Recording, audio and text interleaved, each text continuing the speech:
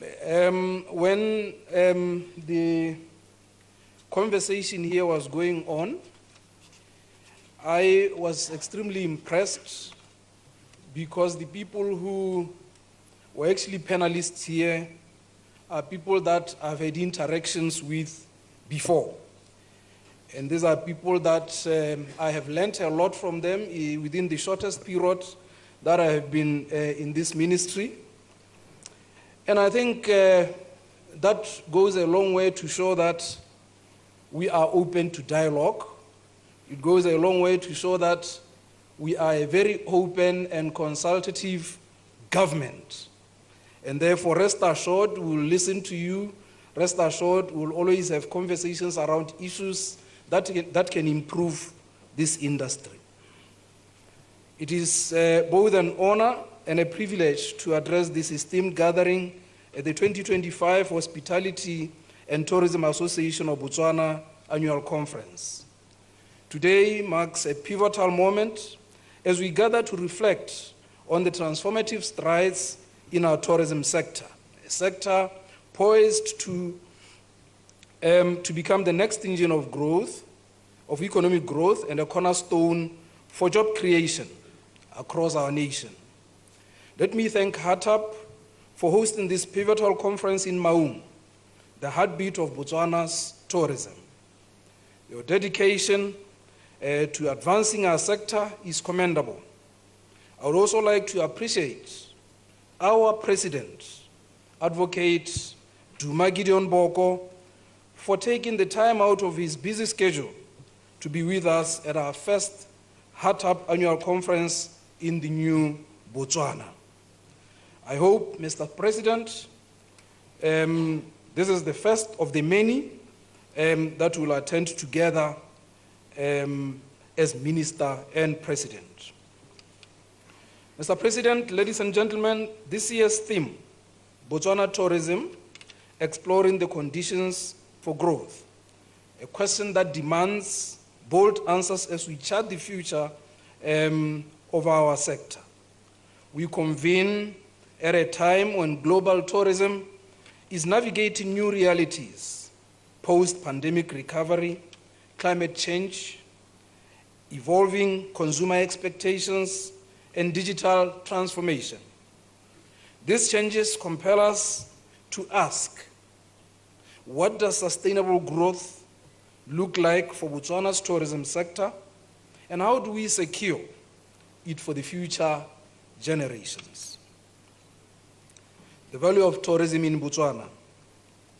Tourism remains one of Botswana's most dynamic sectors, ranking second only to mining in its contribution to the country's gross domestic product.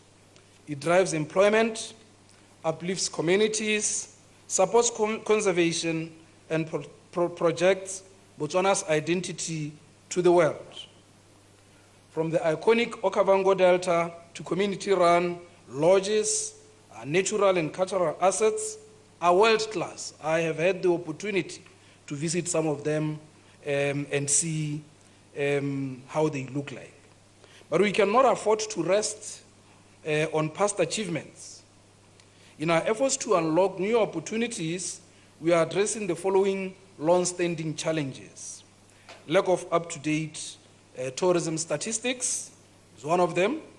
We are trying to address lease renewals of tourism concessions, inadequate tourism infrastructure, the need to enhance skills and service excellence, growing pressure on ecosystems, and rising global demand for sustainable, authentic experiences. Creating the right conditions for growth. Ladies and gentlemen, the ministry is implementing the National Tourism Strategy and Master Plan, which is now aligned to the National Transformation Strategy anchored on 4 key pillars, which are enabling environment, marketing and branding, product strengthening and diversification, infrastructure and support services. To guide development, the country has been divided into 8 tourism development areas. We have made significant progress in 3 key tourism development areas. Tourism Development Area 1, which is Gaborone, urban regeneration efforts have identified 5 sites, including the main mall, Kama Crescent, the CBD Green Link, Old Naledi. Concept designs are currently underway.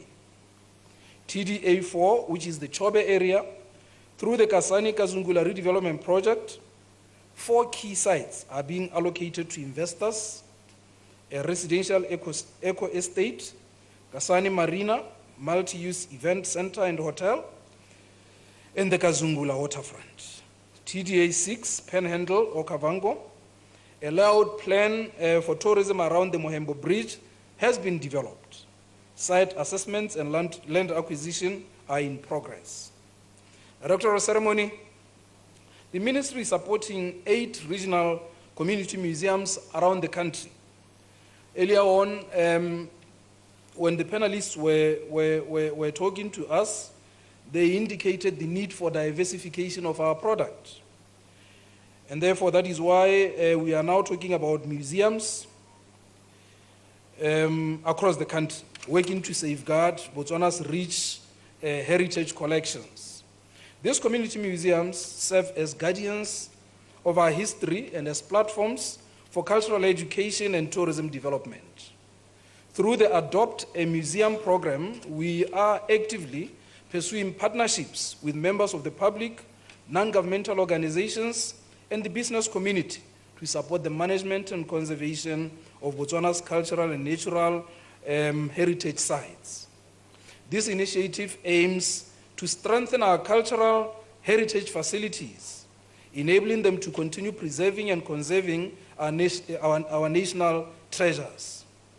By doing so, we ensure the sustainability of our cultural heritage tourism product, which is an essential component of our broader tourism offering. Policy alignment and investment climate. Ladies and gentlemen, we are reviewing key tourism legislation, including the Tourism Act of 2009, to streamline licensing and foster a more investor-friendly environment. In addition, the Forest Act of 1968 is also being reviewed. Mr. President, the Ministry of Environment and Tourism is also in the process of tabling the community-based natural resource management bill in the coming winter session of Parliament to enact it into law, to strengthen community involvement in tourism.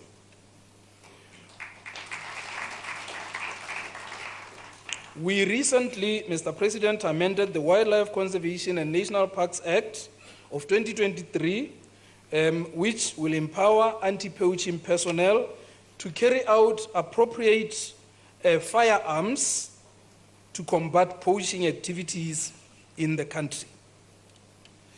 Botswana tourism is predominantly wildlife-based, and naturally, this calls for concerted efforts to ensure protection of the biodiversity. Such efforts include transforming and strengthening the Department of Wildlife and National Parks to enable them to better respond to emerging challenges. Infrastructure, connectivity, and data. Infrastructure, Mr. President, is the backbone of tourism. Through collaboration with other ministries, we are prioritizing road, air, and digital infrastructure that supports the sector. We are pleased with recent progress. The new international routes have been introduced by Ethiopian Airlines and Fly Namibia. Airlink will increase flight frequency during the April 2025 peak season. This is not enough. We aim for more. These developments, Director of Ceremony, enhance connectivity and strengthen Botswana's position as a premier tourism and investment destination. Mr. President, the ministry has opened 4 routes in the riverfront at Chobe National Park to accommodate tourists. 5 new game view routes will be opened this year to further spread tourists along the riverfront so that they do not concentrate in one area. We call it decongestion. Furthermore, the ministry is working on opening roads in low-density tourism zones such as Nogatsa, Zizwi, to further attract tourists to other parts of Chobe National Park. Bridges in Muremi Game Reserve are not in good condition, as well as tourist roads within our protected areas. To improve accessibility, we have prioritized road maintenance in protected areas to ensure safe travel for tourists and our operators. Ladies and gentlemen, I recently opened Sidudu Ngoma transit route, 24 hours round the clock, effective 1st April 2025. This was a thorough process and engagement with the Chobe communities. This initiative will not only facilitate free movement of communities, but we also hope that it will ease the movement of tourism and improve the economy of that area. In the 2025-2026 financial year, we'll also update the tourism satellite account to better measure tourism contribution to the economy. The TSA will now be updated at least every 2 years to support data-driven planning. To this end, I'm pleased to inform you that we have procured the services of a consultant who will begin the work in the not-so-distant future. We hope that this will address your long-standing concern of outdated tourism statistics. Elephant in the room, renewal of concession leases. Director of Ceremony, the Ministry of Environment and Tourism, in conjunction with the Ministry of Lands and Agriculture, are finalizing the renewal of tourism concession leases. Bear with us, and we would like to apologize profusely for the delay. And we are aware of your frustrations, but we are doing everything in our power to ensure that leases are renewed as soon as possible. And let me tell you, when I was talking to the President a few months ago about this issue of leases, the President said to me, "Minister, why don't you call Minister of Land, sit down and give him to sign now?" That's the attitude. And like I said, they will be done very, very soon. Issue of another big issue. Another elephant in the room, local per diem and management of campsites. Mr. President, the introduction of local per diem rates in Botswana has sparked debates about the effects on the tourism industry, particularly accommodation. We undertook a snapshot survey last year, which revealed revenue declines and operational challenges, such as civil servants negotiating reduced room rates and sharing accommodation. The Ministry of Environment and Tourism and the Ministry of State President will soon engage. In fact, yesterday I also spoke to Minister of State President about this issue and the need for us to meet as soon as possible so that we interact with this issue and find a solution very, very soon.